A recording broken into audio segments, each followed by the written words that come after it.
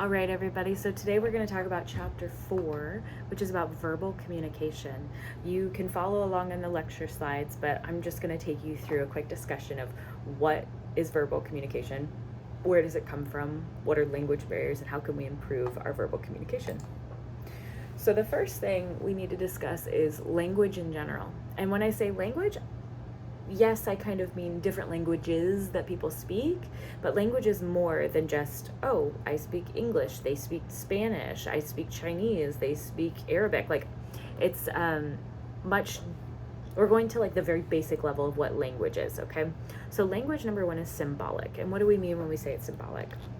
Well, first, a symbol is something that stands for something else and is used to name things. So we're taking a little bit of a deeper look into it. A symbol is something that stands for something else and is used to name things. So I like to think about like hieroglyphics. I'm sure we all learned about those in history class when we were younger. In ancient Egypt, they used imagery rather than like written letters to communicate something. So that would be a symbol that represents something else. So symbolic communication, using these symbols to communicate an idea, is a uniquely human experience. No other species on the planet uses symbols to communicate the way that humans do. And when we talk about language, there are 3 qualities that are important to remember. 1 is it's arbitrary, 2 is it's ambiguous, and 3, it's abstract. So I'm going to take you through what the 3 of those mean. So first, language is arbitrary. And the word arbitrary essentially means that it's based on random choice or whim rather than any reason or system. So it doesn't mean like, oh, this is called a water bottle because that is inherently what it is. Because we all know this water bottle is made up of a lot of different things, right? It's got metal, it's got plastic, it has like a top, it has a handle, it has things that are made up of different components. So this symbol is not really from a system, it's just a word that we've given to describe it. So it's arbitrary. There's nothing inherent about the symbol. There's nothing inherent about this that says this makes it a water bottle. And language only works because we've agreed upon a shared meaning. So if you look at the slides, you'll see there's an image, the concept. There's a concept, a symbol, and the actual item. So this is about a cat. A cat, yeah, we could say there's a concept, right? It's furry, it's 4-legged, it's an animal with whiskers. Well, sure, but that describes a lot of different animals. So if you look at the actual image of the cat, we all only call it a cat because many, many years ago, people who were creating language decided these are the symbols, the C, the A, and the T, that we're going to use to describe this item. I know it's a little funky when we think this deeply about language, but kind of fascinating. So that means it's arbitrary. It has no particular reason. It's based on a random choice. The second is that it's ambiguous. Words can have several potential meanings. Language can. If you think about the English language, we have tons of words that are synonymous, meaning synonyms, or they mean the exact same thing. It's so funny. I was going to come up with an example right now, but of course, as I'm on video, I can't think of one.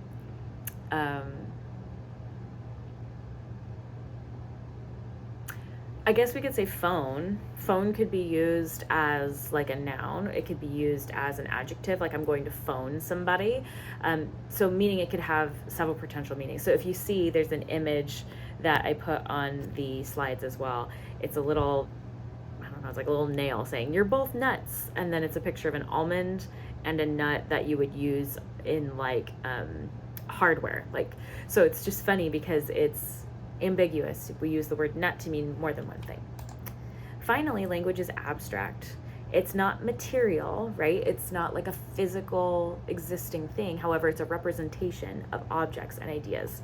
So again, it is arbitrary, it is ambiguous, and it is abstract. Now that we know the nature of language, let's talk about the rules of language. So verbal communication is rule governed, meaning that there are tons of rules that tell us when and how to use language. If you think about doing grammar in your English classes, these are rules that navigate and govern how we use language.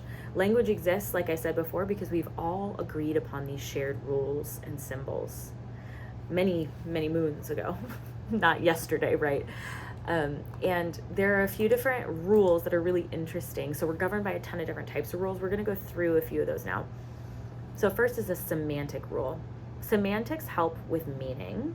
You might have heard the phrase, it's all semantics, meaning you're communicating the exact same like idea, but using different words. So some semantics say specific words can be chosen to communicate an idea. And we might choose those words strategically, because I could say, for example, if somebody's in class and they're speaking, when I'm trying to teach, I could very easily say, shut up, you're not supposed to talk in class. Rude. That's one way.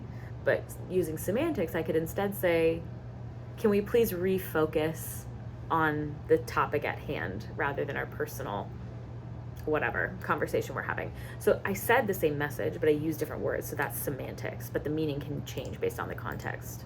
The next rule is syntactic. That helps us with structure and symbol arrangement. So syntax would be how words are combined into a sentence. If any of you have taken like a standardized test before, you might remember like a SAT or a California state test or whatever state you're from.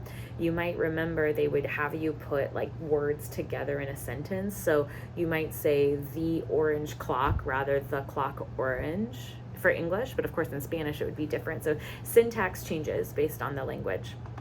And finally, on this slide, there's pragmatic rules. Pragmatic is helps us use language appropriately, and it's situational, and we can make circumstantial decisions. So like a pragmatic rule might be like, if you're with your friends, you might use profanity, you might use more crass language, or maybe more casual, relaxed language. But when you're in class, there's a pragmatic rule that says you probably shouldn't be dropping F-bombs in front of your teacher. It's probably okay to do with your friends, but it's not appropriate in that context. So those are the rules that we wanted to talk about. Next, what does language do? Well, first, it creates meaning. Think about when you were a kid and you first started to learn how to read, and you understood that when you put those letters together, it made meaning and you could communicate. For me, that was a huge moment. So language creates meaning for us. It shapes our world, shapes our worldview. And language allows us to organize complex ideas into meaningful categories. This makes me, this is kind of a basic example, but it makes me think of when I was a kid, I think in like 3rd grade or something, we got to do like a classification project for different animals. And you'd talk about like, we've got mammals and insects and blah, blah, blah, whatever else. That would shape our worldview and our understanding of animals, because we can organize the complex idea of like animals, any beings that are not human or alien. Well, anyway, any beings that are not human. And then we can organize them into meaningful categories. So like mammals, like insects, like whatever else there is, because I can't remember because it was a long time ago. But anyway, it shapes our attitudes about the world too. We think about like gendered words in languages. In English, we don't typically have a lot of gendered words, but I also speak Spanish.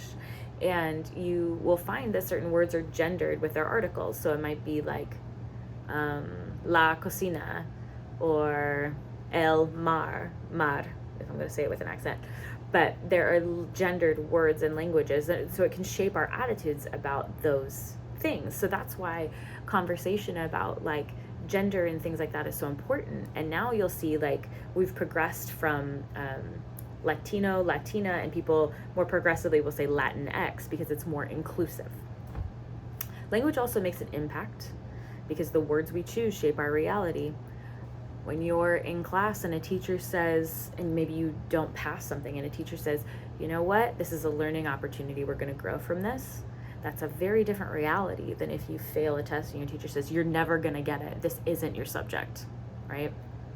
And then language also defines and shapes our reality. So we can choose to focus and define what we experience. For example, like a game loss, kind of like what I said with the teacher one before, but we might be on a sports team, and if you lose the game, your coach might say, well, at least we all had fun, or you guys did a really good job in these ways. Or they could just be like hard on you and say like, you failed, it's over. And then also I like to note pronouns in this specific area, because pronouns can define and label our reality. Pronouns are very personal and very important for people. So when we use pronouns appropriately, it shows respect. and it helps define people's reality and experience. Language also shapes and reflects relationships. For example, I love to use this one, is if you've ever been like seeing somebody and there's a conversation that usually comes up, it's the "what are we" conversation. Are we just friends? Are we partners? Are we boyfriends? Are we girlfriends? Boyfriend and girlfriend, like what are we? That shapes and reflects our relationships. When we think about relationships too, not just romantic relationships, but relationships with anybody at large, there's also code switching, where we change our language based on the situation. This is similar to what I talked about earlier, how your language in the workplace or at school is going to look different than it is with your friends. Language also conveys power. Who gets to speak, who doesn't get to speak. For example, if you were taking my in-person class, I would have told you on the first day, "Hey everybody, I'm AJ Anderson. You can call me AJ or you can call me Professor Anderson, whatever's comfortable for you." I choose to say that on purpose because I want our power distance to be shortened, or to be not as wide, so that people feel comfortable asking me questions. And then language, of course, evolves over time. So moving on from what language does, let's talk about what barriers there can be in language. Well, one is communication apprehension. Sometimes people are anxious or hesitant or maybe even uncomfortable in communication events. Think about, when you're in class and it's your very first day of class, you're sitting there and you don't know anybody. There might be some communication apprehension. Culture can also be a language barrier. And when I say culture, I don't mean just people from different countries. There's cultural meaning and understanding from your family, from any religious groups you might be a part of, from workspaces or life experiences. So culture can definitely create a blocker, because if you're somebody who grew up in one context and then suddenly you've got a boyfriend or girlfriend or partner that is maybe from a different background and context, maybe spending holidays at their house is going to look really different, right? So there might be a barrier to understanding, and language barriers could even just be the language that's spoken, right? Maybe, I don't know, maybe you meet somebody and you don't speak the same language as them. Some other language barriers could include defensive communication. That would be a perception of a threat or a threatening behavior and fighting back. Dogmatism, where that's emotional justification rather than evidence-based justification, which can certainly happen a lot in our lives. Superiority, the idea that one person's better than another, can be a big language barrier. Indifference, and also control messages. So control messages would be somebody using coercion rather than persuasion. So threatening rather than helping somebody to see another perspective. The final slide in this slide deck is regarding improving verbal communication. So now that we know what it is, we know what it does, we know what barriers there can be, how can we enhance our verbal communication? So in that, there are a few things we can do. Showing gratitude, being kind, sending supportive messages. That could be verbally or non-verbally. When you're in a conversation with somebody, you might notice you have friends or family members who are different. You might have somebody who, when you're talking to them, you're talking and they just kind of are here, silent, staring at you. Not even nodding, actually, just sort of sitting there. That would not be a supportive message. Whereas if somebody's leaning in, sort of nodding along and giving you those verbal, I guess it's nonverbal, but yes, to show that they're following you, those are supportive messages that make you want to continue speaking. So that would improve verbal communication. Maybe looking to avoid misunderstanding, so asking for clarification, and avoiding common errors in communication. A few of those are the shared knowledge error, assuming everybody knows the same things that we know. How terrible would that be if I, as a communication instructor, right, I hold a master's degree in communication, if I came into the classroom using the shared knowledge error, assuming all of my students knew everything that I knew, I wouldn't be giving enough context and background for people to understand what's happening in this communication class. There's the shared opinion error. That's where we assume everyone agrees with what we're saying. This is really important as we grow older and more mature and have more challenging conversations with people and get to know other people. We can't assume that everybody agrees with what we're saying. For example, my best friend and I are polar opposites on the political spectrum, right? We have different beliefs and different understandings. So if I'm going to come into a conversation with her or in her context, I cannot come in assuming that she's going to agree with everything that I'm saying. That's when I use my behaviors of like sending supportive messages and asking for clarification to avoid misunderstanding. The final common error is the monopolization error, where we dominate the conversation. We got to be careful to give other people space to speak. Using language of responsibility or I messages can be very helpful, and striving for clarity and accuracy. So asking clarifying questions and making sure we represent what we're saying in a very clear manner. So today we've talked about what verbal communication is, the nature of it, the rules of it, what it does, what barriers there are, and how we can enhance it. So I look forward to reading about your 3-1 next and sort of understanding where you're going with your thoughts on verbal communication. But I look forward to, I wish we communicated verbally more often, but I look forward to seeing your writing to hear more about what you're thinking.